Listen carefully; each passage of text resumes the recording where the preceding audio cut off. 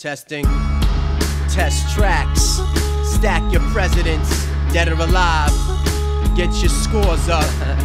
Keep them high. And wave them, and let's go.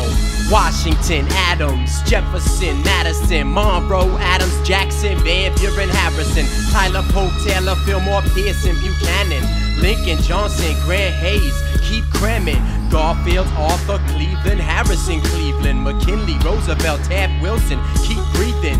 Harding, Coolidge, Hoover, Roosevelt, Truman, Eisenhower, Kennedy, we're almost through, man. Johnson, Nixon, Ford, Carter, Reagan, Bush, Clinton, and Bush, so keep praying. Let's take it from the first George W. to Honest Abe, 1789 to 1865. Let's go. Washington wouldn't let the British mess with him. Plus he set the precedent for all future presidents. Then there was Adams and what's called the Quasi-War, for which he established a Navy and Marine Corps. Diplomat Jefferson's French ties made some nervous, but no one could deny his supersized French fry purchase. Peace worked with the Brits until they attacked us in 1812 and Madison beat them back again. Then we kept new colonies off the continent. This policy was titled the Monroe Doctrine. Following a contested election again was Adams, son of the first one, just like Bush and his dad is. Jackson worked to abolish the Bank of America, but removed Indians,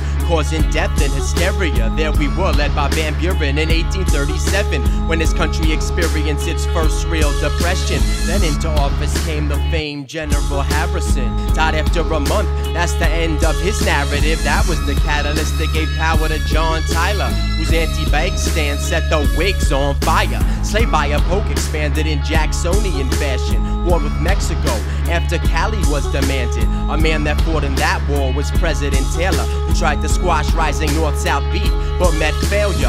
Fillmore took office when Taylor died. In 1850 signed Clay's North-South Compromise. Another try was the Kansas-Nebraska Act by Pierce, but feuds over slavery in those states became fierce. Least but not last, President Buchanan, while 7 slave states seceded, he took no action. And that's when the whole nation was shaken by Abe in the Emancipation Proclamation he made. It goes Washington, Adams, Jefferson, Madison, Monroe, Adams, Jackson, Van Buren, Harrison, Tyler, Polk, Taylor, Fillmore, Pearson, Buchanan, Lincoln, Johnson, Grant, Hayes, keep cramming. Garfield, Arthur, Cleveland, Harrison, Cleveland, McKinley, Roosevelt, Taft, Wilson, keep breathing.